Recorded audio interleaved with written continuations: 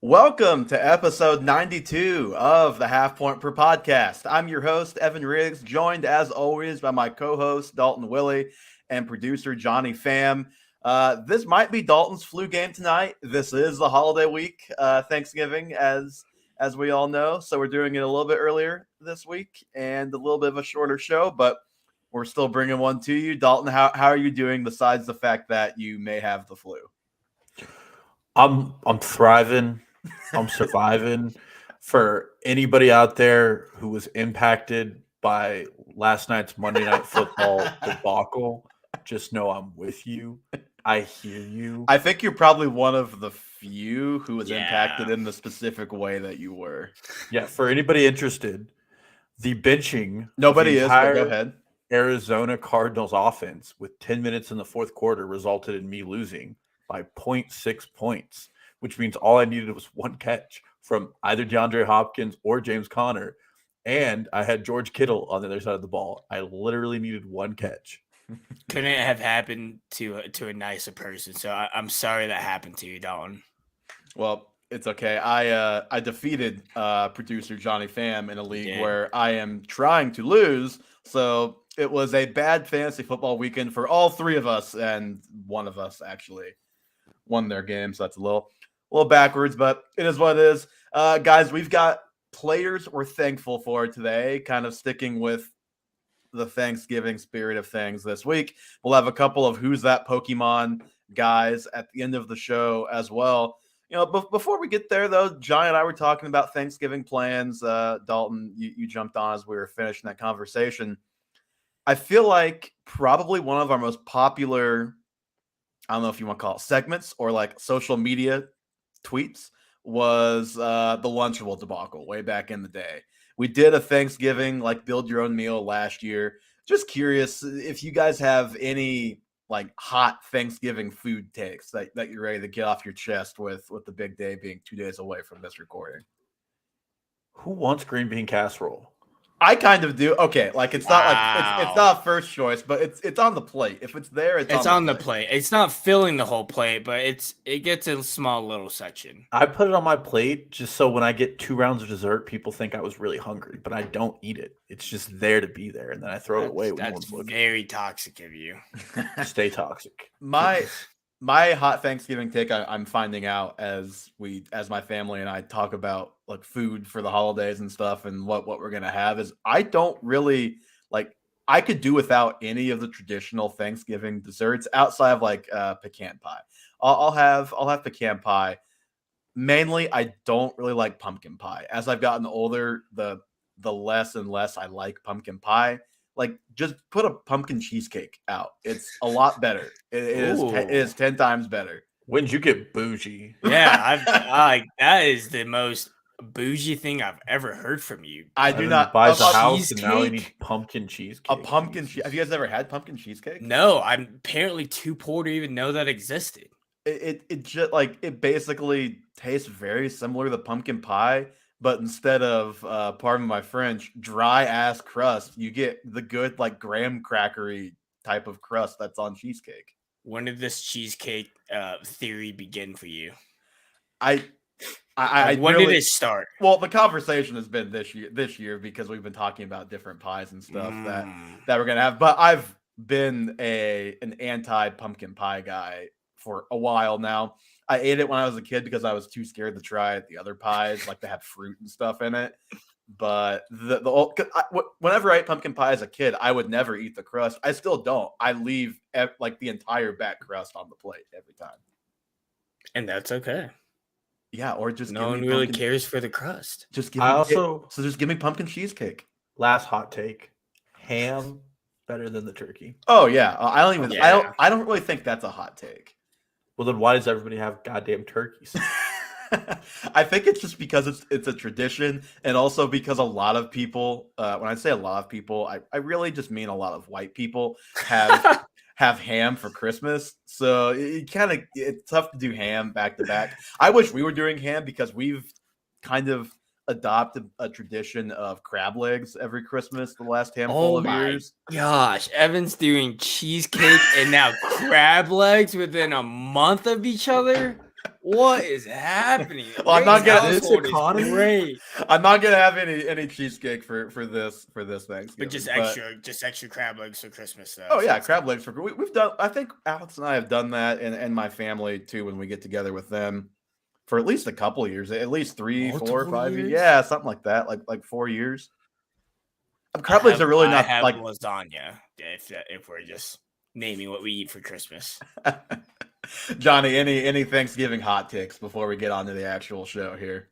No, not really. I feel like some hot takes is that I feel that you can just eat the Thanksgiving food whenever you want. Like it doesn't have to be served at lunch, like 1 or 2, or you have to wait until 6. I feel like it literally doesn't matter. Well, 'Cause so I was what time do you eat? 2, like 2. the lunch afternoon time.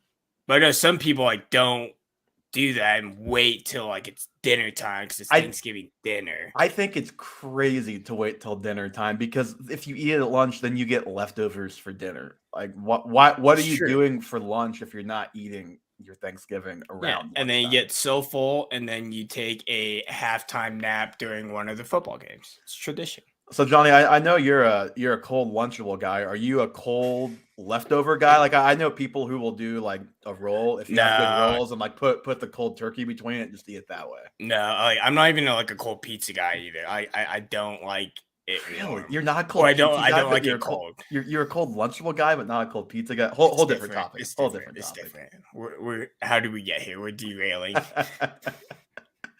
Okay, before we jump into the actual topics, a couple of news items I want to at least touch on and acknowledge that they are happening. Justin Fields suffered a left shoulder dislocation. I think the quote from Ian Rappaport's tweet is he somehow played through it on Sunday. So I'm a little unclear as to when in the game it happened, but it happened. He played through it. He's being called day to day, but he also has not been ruled out that he could be out for the season. It was also in the same tweet. So we've got a very wide range of things going on. If Fields were out for the season, that would be a major bummer. If he misses significant time, that would obviously be a major bummer. As KU football fans, we are familiar with the struggles of coming back from a shoulder injury. Now this is non-throwing, so that maybe helps. But also, Dalton, I think you and I agree, and Johnny, I'm sure you would too, that if he's hurt, what are the 3-8 Bears throwing him back out there for? Like, we know he's good, right? Like, we may have some issues with his game overall right now, but we know he's good, and we know he should be their quarterback next year. So I think they should be treating this one pretty carefully. Yeah, I mean, next year they have $130 million in cap space. They want to lose games. Like, I think it was Big Cat at Pardon My Take who said Justin Fields is great at doing just enough to make him look good, but still lose the game, which is what you want as a Bears fan right now. He is the tank commander. And I'm sure Matt Getz and the coaching staff wanted to see what Justin Fields can do. And I think we have a good enough resume to know they should run with him next year. You know, the Bears are going to be literally run with him. Run with him in every way possible. Look at Baltimore and copy their style of play. But there's no point for them to put him out there. And if he gets a worse injury and he starts to miss the start of next season, it feels like they're going to have back-to-back lost seasons. And then you're 3 years through on his deal on a 5-year quarterback deal. And that's when you want your sweetheart time to try to, to win some playoff games. So I hope they shut him down from a fantasy perspective. You probably aren't hoping so, but I think there's a really good likelihood if there's any chance of re-aggravating or injuring it, they don't roll him out there. If he gets shut down, is David Montgomery the only startable guy for fantasy teams the rest of the season? Yes, absolutely. Because it's either Cole Kmet or Darnell Mooney after that. Both are startable with Fields and without. I agree. Probably not. Yeah. I wouldn't even feel comfortable starting Montgomery, but he's going to get dog workhorse because he's the only guy there. Yep. Kyle Pitts tore his MCL. He is out for the season, it seems. And I guess where I wanted to start before we get to just a couple of cheap streaming replacements that we can think of is let's think about this from a next year perspective for Kyle Pitts. We know it's been a struggle this year. He's outside the top 12 in points and points per game. He has been not just a bust, just not startable, plain and simple, at the tight end position, which is not easy to do. Usually if a mid-round tight end is a bust, they are still at least startable for your team. And for the most part, he has not been. Dalton, I'm just gonna play a name game with you here, and let's see how many guys we can name before we get to Kyle Pitts All of them. for next season All of them. in the order of draft. Travis Kelce. We're taking Kelce, right? He's got to be pretty old. Eh. Yes, of course we're taking Kelce. Mark Andrews. We're both taking Mark Andrews. Yeah. TJ Hawkinson. Why not? George- Who's quarterbacking Atlanta? I mean, I think that plays Well, more than I thought. yeah, it does, and that's definitely an unknown right now, and that's why this is just a fun conversation, and we are guessing. We are not going to have to stick with this rank in August if things. I know I do this all the time, but it depends on his ADP at that point. But I would rather take the more talented player, and I still think Kyle Pitts is more talented than Hawkinson. TJ Hawkinson. Yes. I would take Hawkinson. Disgusting. Pretty easily right now. He's tight end 3 right now, and I think he's in that Dallas Goedert tier of not Kelce and not Andrews, but he's better than the average guy. Speaking of Dallas Goedert or Kyle Pitts. Dallas Goedert. Same for me as well. George Kittle or Kyle Pitts. I hate George Kittle right now, but George Kittle. Pat Freiermuth. The Or Muth. Kyle Pitts. He's Luth. Me too. And from there, I think the next guys up are like Cole Kmet, David Njoku, Dawson Knox, Dalton Schultz, depending on where he lands. I just hate Dalton Schultz. Yeah, I don't like him either, and he's probably not going to be back in Dallas. So you can guess his situation probably won't be as ideal as it is now. But so that's a long way of saying you have him like at tight end 5-6-ish right now. I have him tight end 6/7. Somewhere in there. Don't think it's impossible he ends up there. You said it. It does depend on who the quarterback is. Is it the young kid they have right now? I don't think they're going to be bad enough to draft a quarterback with like a top 5 pick. They are somehow still winning enough games that they're going to be in like that 10 to 15 to 18 type of draft range. Yeah. Well, it also depends on Arthur Smith. If he's there next year, and I think he's going to be, it's realistically hard for me to overdraft any of their passing options. I mean, Drake London has been immensely talented. He has 1 drop all season. It's the highest among all rookies. Mhm. And Kyle Pitts was getting the most frustrating usage because they wanted to run the ball. And Arthur Smith did the same thing in Tennessee with AJ Brown, where there was just limited usage despite there's a very highly talented player. Mhm. And that's I will not be taking him, and we weren't taking him at the 3-4 turn, but I think he belongs at like the 5-6, 6-7 area just because the coaching is holding him back, and it's certainly doing a really good job doing it there. Mm-hmm.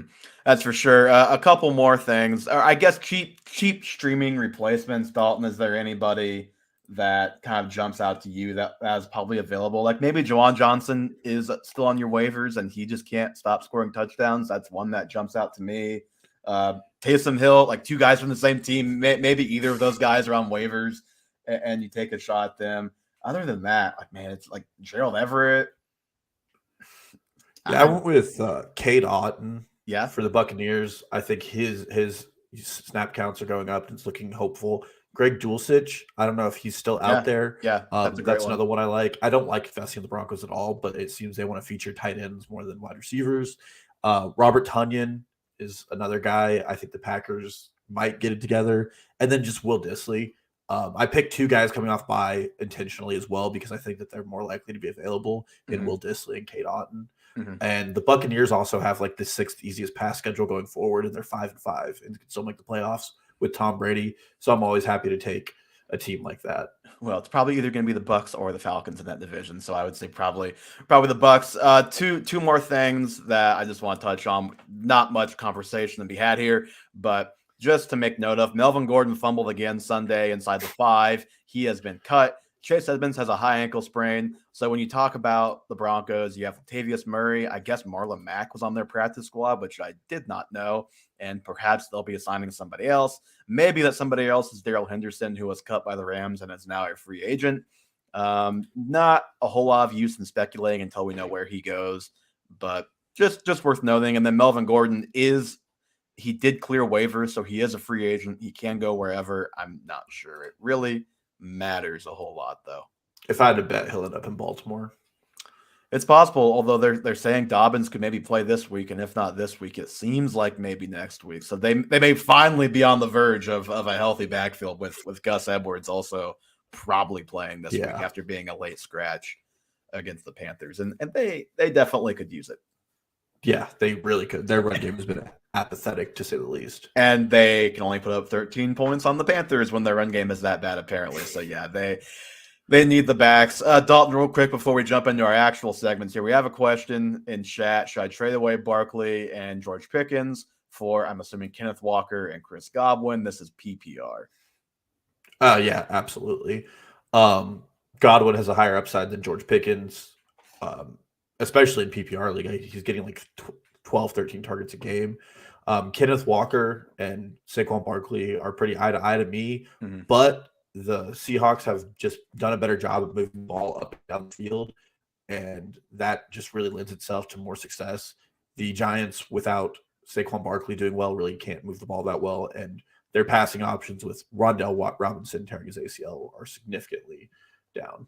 Well, we'll put it this way. You're basically trading just top of head rest of season ranks for me. You're basically trading a top 3 running back and a top 36 receiver for a top 8 running back and a top 15 receiver. So I'm doing that one all day. One more just came in. Trade Zeke for Mike Evans or Amari Cooper. Yes, I'm trading Zeke for either one of those guys. Yeah. Trade him off that 2 touchdown game because it should be Tony Pollard's show going forward. We know it won't be, but he, I think, has a chance to at least finally be the lead guy. Maybe more on that later. Okay. Trade Zeke questions are always just yes. All right. We can start with who's that Pokemon. Who'd you rather take? I would still shoot for Mike Evans. I think I would guess that Amari Cooper is probably at the apex of his value, even with Deshaun Watson coming back. There's more uncertainty there, I think, with Deshaun, even though it's been up and down for the Bucks. Dalton, what do you think? Yeah, I'm definitely still going with Mike Evans. Like I said, they're coming out of bye, which I think is very important to the success for the Bucks. And I kind of hinted at it last week, but I still think Donovan Peoples-Jones might be the more successful wide receiver. I know Amari Cooper was just a wide receiver 2 this week, but his underlying usage and his frustration of a player, I just don't really want to own, especially for making a playoff push. I think Mike Evans is going to be the better value. I agree. Okay, time for Who's That Pokemon? Who's that Pokemon? All right, this guy, Johnny, you can pop back in whenever you'd like to guess. In the games he has played this year, he's a receiver. He's in the AFC. In the games he's played this year, he's averaging almost 14 points per game, 13.8. That would put him at wide receiver 10 in points per game on the season of guys who have played at least 6 games, which, sorry, Michael Thomas, that's my way of cutting you off the list because you've only played 3 games this season. His 7.9 targets per game this year are exactly equal to his 7.9 targets per game last year. Now, of course, that number could be a little bit higher. The key thing I mentioned was in the games he's played start to finish. So you can surmise that he's had some injury concerns this year. He's a top 20 wide receiver, but he's only 21st in the NFL in air yards. He is 1 spot behind Mac Hollins and 1 spot ahead of Darnell Mooney in air yards this year. And to take that a step further, his 20% air yardage share on his team is about 10% less than Mooney. So Mooney's is a pure, like, he's the number 1 in the offense. This guy, I don't know. Maybe he is, maybe he isn't. Last thing I'll say before I give you guys a chance to guess, over the past calendar year, his yards per route run rank 8th in the NFL over the past calendar year. So taking into account basically from this point on last year and then this year up until right now. Eddie plays in the AFC? Plays in the AFC. He gets injured. I feel like this is like a T. Higgins. Yes, it's a T. Higgins. Wow. It was I knew the injury thing was going to make it kind of obvious, but I just wanted to give T. Higgins a little bit of a shout out coming off of his best game of the season. Best game of the season because he had 19 points without a touchdown this week and half point. That's pretty difficult to do. 9 catches, 148 yards. And the other guys that are above him, I'll just give you the full yards per route run list to give you an idea of what class of receiver he's been in the last calendar year. Tyreek Hill's number 1, Cooper Kupp 2, Justin Jefferson 3, AJ Brown 4, Jalen Waddle 5, Devontae Adams 6, Amon-Ra St. Brown 7, T. Higgins 8, Chris Olave, number 9, and Stephon Diggs number 10. A little odd that Ja'Marr Chase wasn't on there. But, I mean, T. Higgins only has 3 touchdowns this year. His career high is 6, which he's done each of his first 2 seasons. If that touchdown rate can pick up for a guy who's 6'4", 200 plus pounds, the production profile could start to look a lot different, and it's already looking pretty good, even with his injuries this year. Yeah, but Evan, you can't have 2 top 12 wide receivers on a team. Well, right now, I can't remember what he finished last year, but right now he's the wide receiver 16, and I think Chase is down around wide receiver like 12 to 15 right now. They're both pretty close to each other. And Higgins has left 2 games very early with injury, so they're at a pretty similar games played right now. I think the Bengals, after all their struggles early in the season, are still going to finish with 2 top 12 guys, and we would probably not have thought that through a month of the season. Yeah, no, they definitely look better than they started their season off with. Mm-hmm. All right. My next guy, I'll need to give us one who's that one Pokemon drop this time. My next guy is a running back. He plays in the NFC. He is a top 20 running back in total points this season. He's only played more than 50% of his team snaps 4 times this year. He did, however, just play his highest snap share of the season at 68% last week and tied his season high in touches. Last week, he ran routes on 69% of his team's passing plays, played about 2/3 of their short yardage downs, played 100% of their 2-minute snaps, and he had a 14% target share. In the last 3 weeks, he is 10th among running backs in targets, 10th in rushing attempts, 12th in rushes inside the 5, and his yards per route run ranks 7th among running backs. So this guy's got pretty good usage the last couple of weeks or so. He's finished as a top 16 running back 4 of the last 5 weeks, and he only has 2 games outside of the top 30 this year. You're laughing. Would this guy be considered like a bust after 4 weeks of the season when a certain running back returned to his team? Man, I was very obvious with these today. Very obvious. It's Antonio Gibson, isn't it? I just had an agenda to talk about Gibson and T. Higgins. Oh, I knew it. You were sitting there and you were like, yeah, he's had a really good last 2 weeks. And I was like, well, I know for a fact J.D. McKissick's been on IR the last 2 weeks. Yes. And the Washington Commanders offense has looked good. And when you started mentioning the passing stuff, I was looking at his passing chart before our pod today. Wow. So What unfortunately for you. What luck. The fact that he's only finished outside of the top 30 twice this year, though, you said he could be considered a bust through the first 4 weeks or so, but he's only been outside the top 30, so you've only been truly upset if you started him twice this season. He's been good, and when you think about this last week, he basically gave himself up on a play where he could have scored a touchdown, but it was a burn the clock situation. Had he run 8 more yards and scored that touchdown, he'd be the RB14 this season, ahead of guys like Travis Etienne, Dameon Pierce, and Alvin Kamara. So kind of a very low-key good season from Antonio Gibson that could get a lot better because everything is trending quite well for him right now. Yeah, well, and the surprising thing to me and what I didn't know was if he was going to reach that top 20 threshold you set. Mm-hmm.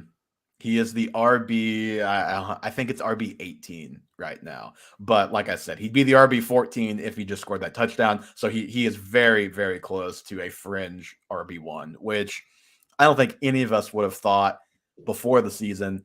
And then I don't think any of us would have thought when Brian Robinson came back and was immediately the guy like that Gibson could have ever got back to this point. But it's unfair to say this is just what Robinson is going to be because he was shot in the leg before the season. So maybe he looks better next year. But for now, Gibson is by far the best running back on this roster, I think, and should be treated as such in fantasy. Well, and it is easy to have a good fantasy week when your team runs the ball 50 times like they did 2 weeks ago. That's very true. But you also have to not get stopped in order to be able to run the ball that many times, which they really did not by the Eagles. So that is true. So, okay, Dalton, couple guys we're thankful for, and then we can hop out of here. I'll let you go since I had both the Who's That Pokemon today. Well, I'll start off with one that's just made this fantasy season a little more fun in a lot of ways. I went with Geno Smith. So right now he's the QB7 post-bye, and this is a year where like the streaming of quarterbacks is basically it died. Like it was really hard for people to stream effective quarterbacks. Guys like Derek Carr and Kirk Cousins have had a lot more up and down volatility. Daniel Jones is the QB12 right now, and he's had 9-point games. Streaming wise, Justin Fields might have been somebody you got off the waiver wire. Well, Aaron Rodgers is QB11, and we know how that's looked for about half the games this year. But Geno Smith is definitely a guy that got off waivers. His drafting percentage was like at 6% when I looked at it. And, he has the 5th most top 12 finishes of any quarterback in the NFL right now. He's also made this entire Broncos debacle so much more fun to watch because like it is so much easier to hate how bad the Broncos are doing when you can realize that Russell Wilson was the problem. For anybody on fantasy Twitter, you probably saw the chart going around today. If Russell Wilson will have more touchdown passes than he has toilets in his house, it would be 13 touchdown passes to tie that number. No, I think it's 12 toilets, so 13 beats 13 to that beat number. it. And he's at 7 right now, I think. Yep. So it's actually going to be a race to finish it. And then like the first week they win their game, and Geno Smith is like, they wrote me off. I didn't write back. Yep. But it's just so rare you see an NFL journeyman travel around and come into a team and like legitimately look like a starter again. And it's good to see the story. And for fantasy, he's one of the only consistent streaming options that was out there for the people who are still team late round quarterback. Yeah, I mean, I have the quarterback list pull up right now.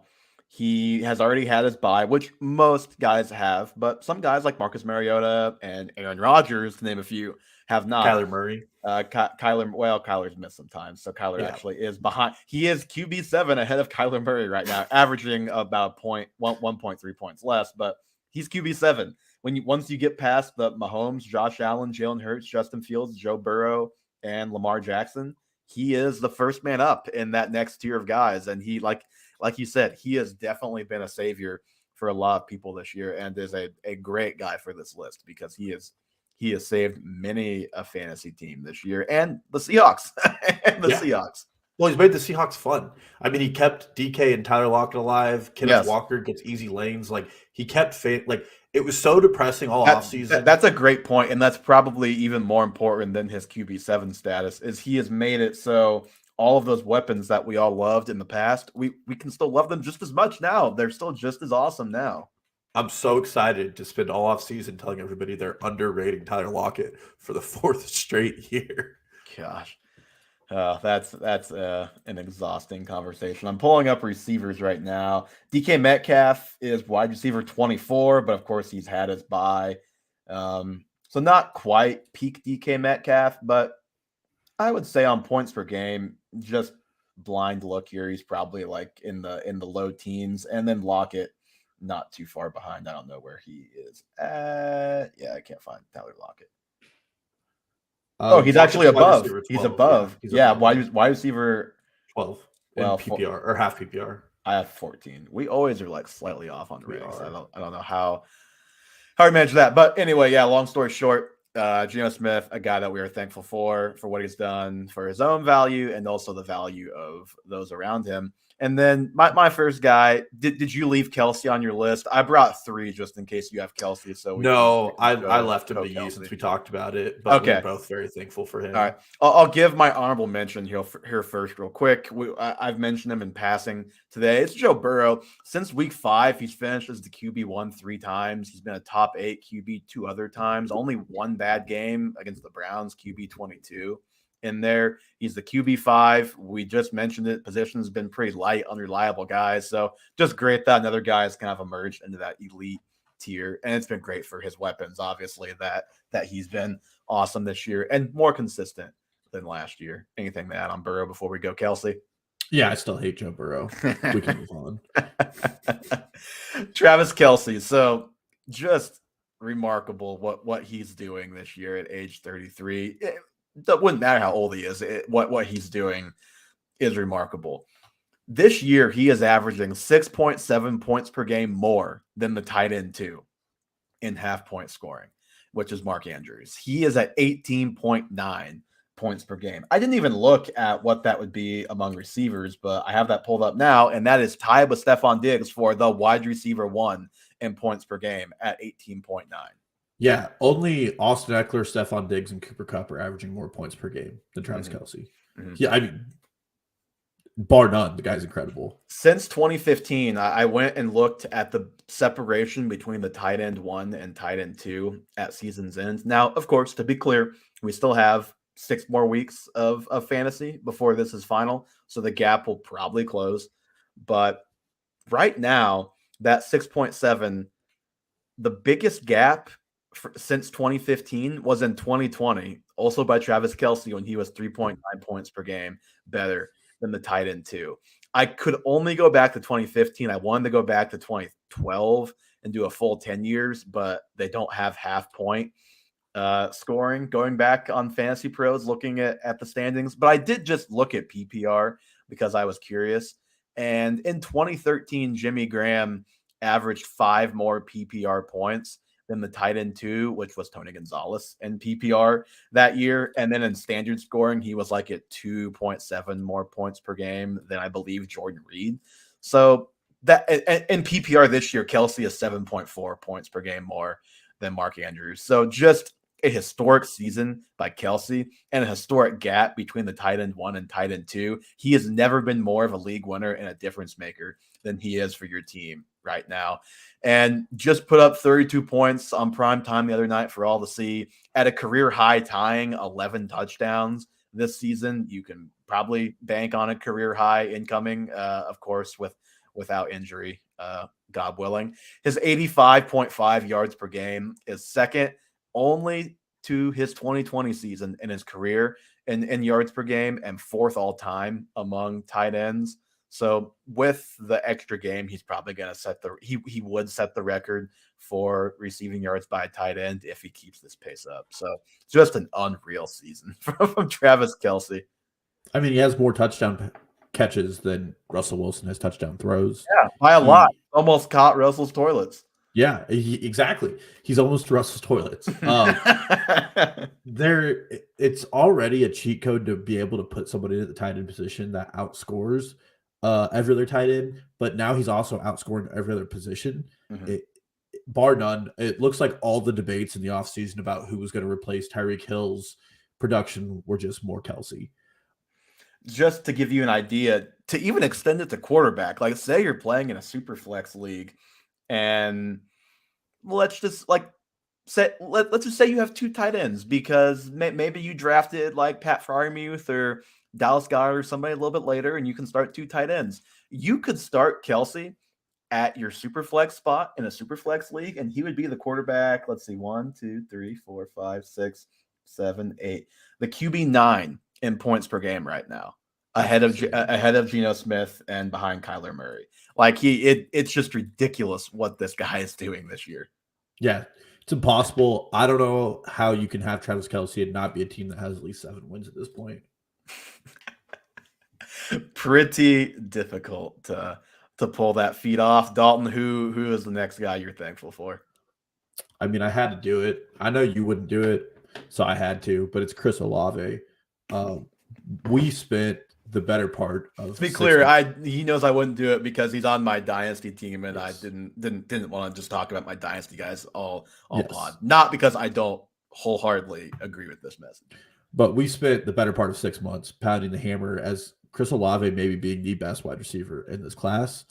He definitely looks the part. No offense to other players, but he is the wide receiver 1 of among all rookies in receiving yards. In just fantasy scoring, he's wide receiver 12. He's 6th in the NFL in separation, and he only has 5 touchdowns this season. He certainly has a much higher upside the moment the Saints find an answer at quarterback. Or even anything resembling an answer at quarterback, which they don't have right now. Yes. And he's missed a game and a half or a half a game, I believe. And he's still the wide receiver 12. I mean, the guy has done so well. My draft Chris Olave over Michael Thomas at the start of the season. After the first 2 weeks, it didn't look good. Yeah. It now looks very good. I'm very happy to have stood on that take. But this is going to be a very exciting player for years to come. And I feel like in fantasy Twitter, in the fantasy sports world, he's fallen under the radar a little bit because the Saints have been so atrocious to watch at times. But I mean, he's a rookie wide receiver 12. Like, he's doing better than Devonta Smith did last year. And Devonta Smith was getting a lot of hype and a lot of accolades. I mean, this could be a very, very transitional star for the league. And I'm very excited. He's basically doing what Jalen Waddle did last year Jalen Waddle was a top 12 type of guy by the end of last season. And that's where Olave is right now as well. And you didn't mention it, but I said in our group chat earlier, he is third in the NFL in total air yards this year. Like, the air yards have yet to stop for Chris Olave, and the production will at some point follow. Now, it's not like he's wide receiver 11, 12, whatever it is, but he has the profile of a top 5 receiver if given a real quarterback. Like, just for a second, imagine him on, gosh, I'm trying to think of a good but not too good team. Just have him trade places with Jalen Waddle. He's probably putting up the same type of season that Jalen Waddle is, which is wide receiver 6 right now. Or if you want to put him in an unreal offense, like teams that wanted receivers, imagine if the Chiefs were able to draft him in the first round instead of what they did. What type of receiver he would be. Or Jacksonville. Imagine if he was in Jacksonville. Yeah, where Christian Kirk is basically wide receiver 10. Yep, wide receiver 10. So right above him. He is a much better player than Christian Kirk, and I like Christian Kirk. Yeah. And I know I like the Jalen Waddle comp, but even last year, like with Jalen Waddle, it felt a little fake because he got so many targets. Yeah.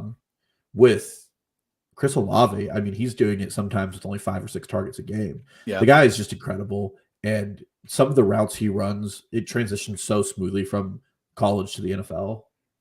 Which is what everybody was saying, and that's why we were on him. Like for Dynasty, of course, and then obviously this year we were both like, this is going to translate pretty quick. These type of guys a lot of times do, and he most certainly has. And yeah, like you said, very excited for what he could potentially be in the years to come when the Saints get a real quarterback. Now, how will they do that? I don't know, because they don't have a first-round pick, and they're going to have a pick that could have got them a real quarterback, but they also would not have Chris Olave if they had that pick. So it's can't have both, and I guess maybe they'll be the next Aaron Rodgers team. Who's to say? Derek Carr time. Derek Carr. I think Derek Carr already is looking at high-rise apartments in New York right now. I hope that he does play in New York so he doesn't continue to suck. He is going to be a Jet. Okay. My last guy before we get out of here, Dalton, is Tony Pollard, a guy that I am very thankful for, and especially thankful for this recent run that Tony Pollard has been on. He's only been the starter. Technically, if you look at his Football Reference profile, it says he started the first game. I think he played the first snap against Tampa. He wasn't really the starter in that game. Zeke got way more touches.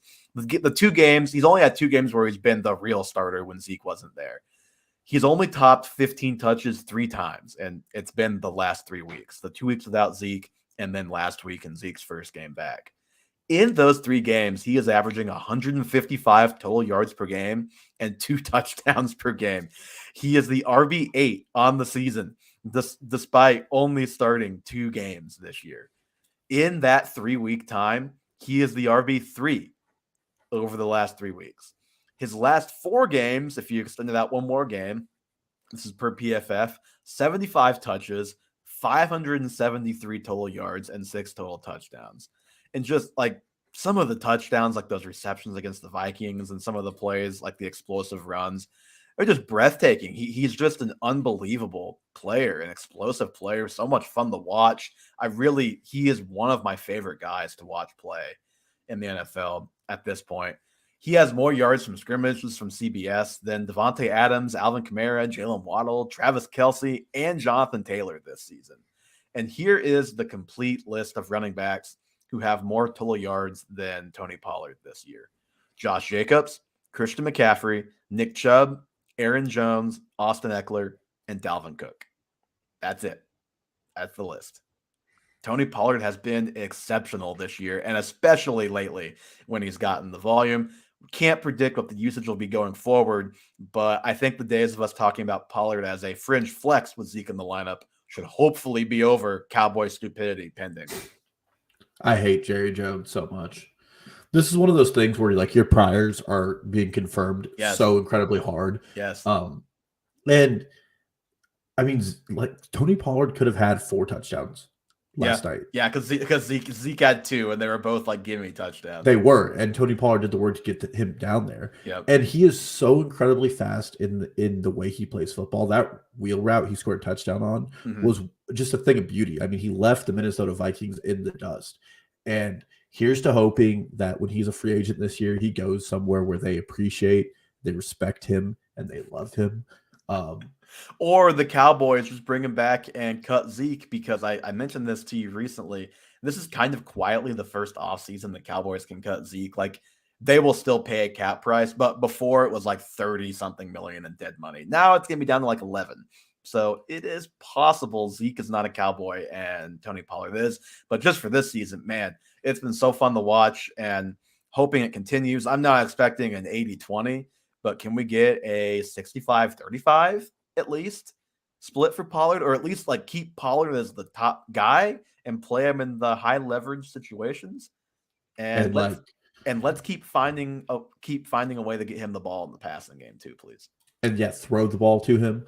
One last thing I forgot. So far, Chris Olave is 6th in NFL history in rookie receiving yards. Jamar Chase, Justin Jefferson, and Odell Beckham, and Anquan Bolden are the players above him. He's already 6th. So what is he on pace for? No, per game. I'm sorry. Oh, 6th, per game. Yeah, I was gonna say he's already 6th. No, he's gonna 6th in the top 3. Yeah, and yards per game was 76. So, and I mean, it could get better. Like, rookies get better as the season goes on. That's just like very common knowledge. And I have a feeling he still could play his best ball if Jameis comes back and it's just psycho Jameis, where he just throws that thing. All right, we've got one more trade question that we'll answer, and then we're going to hop out of here, Dalton. Trade away Jakobi Meyers. We don't know the format. And get Patterson, assuming that is Cordero Patterson. The running backs are Kamara, Mixon, Pirine. Wide receivers are Olave, Pittman, Jakobi Meyers, Darius Slayton, and Jahan Dotson. Oh, PPR, it says at the end there. I'd probably do the trade. I just don't like the upside with Myers is still very limited. He's a very solid player, and most weeks you're probably like feeling okay if you start him, but you're almost never going to get the explosion games. Whereas, like, I know we kind of poo-pooed Patterson last week a little bit because of the committee he was kind of stuck in, it seemed like, but he's by far the best player in that backfield, and he's 32. They're not like saving the tread on the tires for too much longer, I don't think, with him. And they are a team they're still making a playoff push, so they should be getting the ball to Patterson. I think Patterson is the upside play.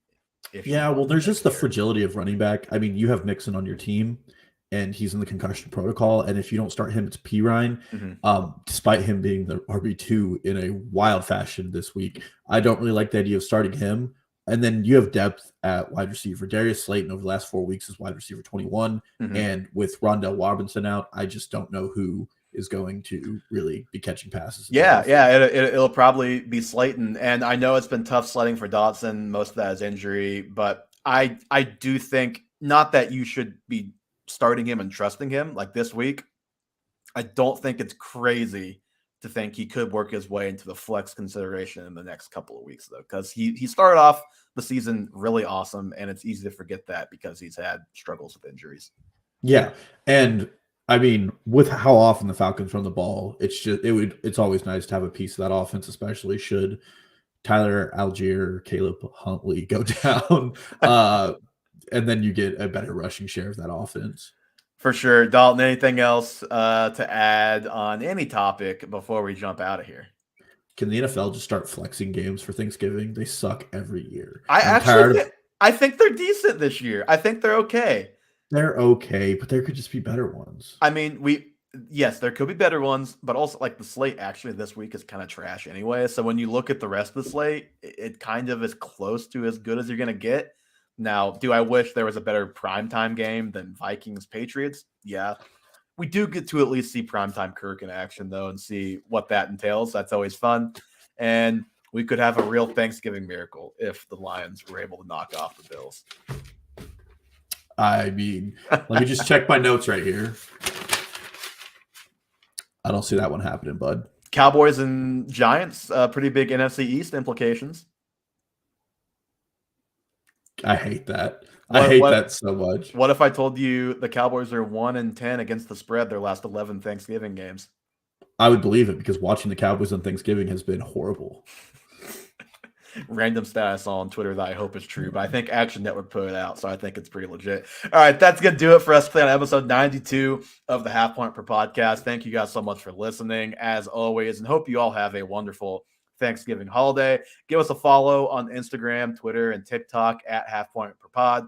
Subscribe to the YouTube. Join us live for the shows. We will answer your trade questions as we did today. Thank you for those of you who hopped in and ask the questions as well. The link to all of those things in the show notes, as always. The show is available anywhere you listen to your podcast, most notably Spotify and Apple. And we will be back with a full-blown show, probably looking at some fantasy playoff talk starting next week in about a week. Stay tuned for that one.